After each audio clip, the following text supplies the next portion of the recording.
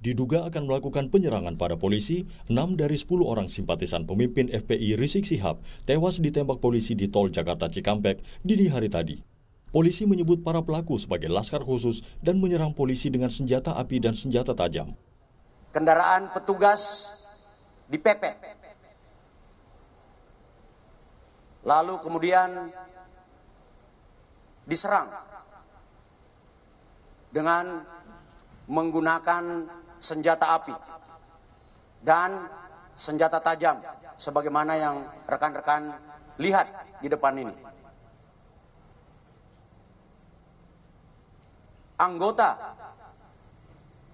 yang terancam keselamatan jiwanya karena diserang kemudian melakukan tindakan tegas terukur sehingga terhadap kelompok yang diduga pengikut MRS yang berjumlah 10 orang meninggal dunia sebanyak 6 orang. Dengan adanya insiden penyerangan polisi ini, Kodam Jaya Jayakarta menyebut akan memberikan dukungan penegakan Kamtibmas. Pangdam Jaya Maijen Dudung Abdurrahman pun meminta pemimpin FPI Rizik Syihab mengikuti ketentuan hukum untuk memenuhi panggilan polisi. Sesuai dengan undang-undang yang diatur akan memberikan perbantuan Kamtibmas dan penegakan hukum. Tadi yang sudah disampaikan oleh Kapolda dan Kodam Jaya akan mendukung penuh tentang kegiatan-kegiatan yang dilakukan oleh Polda Metro Jaya. Kami solid dan saya minta yang disebutkan tadi MRS segera mengikuti aturan-aturan dan ketentuan hukum yang berlaku. Ya, kami akan tegakkan bersama-sama dengan Polda Metro Jaya. Terima kasih. Di sisi lain, FPI pun membantah kadernya melakukan penyerangan terhadap polisi, terlebih dengan menggunakan senjata api dan senjata tajam. Pengajian subuh keluarga inti, jadi tidak melibatkan pihak mana-mana pun juga. Dengan 4 mobil keluarga, di dalam mobil ada istri beliau, ada anak dan ada menantu. Artinya ada perempuan di dalam mobil itu. Dan ada cucu beliau. 2 orang masih bayi, 3 orang balita. Nah, di dalam perjalanan ada orang yang menguntit. Sejak dari keluarnya beliau dari Sentul itu. Ya, terus dikuntit dan akhirnya para penguntit ini berusaha memotong entah apa tujuannya. Kita sebut karena kita tidak tahu apakah dia petugas resmi atau bukan karena dia tidak berseragam ya. Harus disebut tidak berseragam. Ini orang-orang tidak berseragam. Berusaha memotong rombongan ya dan menyetop kendaraan. Nah, para pengawal tentu saja bereaksi untuk melindungi. Ya, untuk melindungi.